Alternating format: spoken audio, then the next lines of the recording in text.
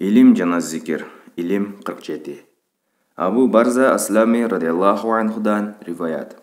Пайгамбар саллаллаху алейхи вассалам айтат: Кыямат күнү пенде төмөнкү суроолорго жооп бермейинче ордунан жарым карыш жыла албайт. Өмүрүңдү кантип өткөрдүң? Алган илимиңе кылган амалың канчалык шайкеш келди? Акча каражатты кайсы жол менен таап, кайда сарптадың?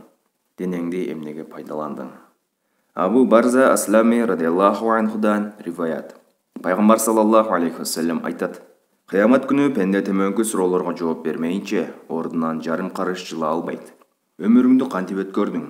Алган илимиңе кылган амалың канчалык шайкеш келди? Акча каражатты кайсы жол менен таап, кайда сарптадың? Денеңди эмнеге пайдаландың? Абу Барза Аслами радиаллаху анхудан риваят.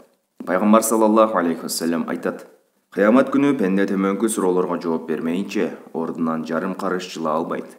Өмүрүңдү кантип өткөрдүң? Алган илимиңе кылган амалың канчалык шайкеш келди? Акча каражатты кайсы жол менен таап, кайда сарптадың? Денеңди эмнеге пайдаландың?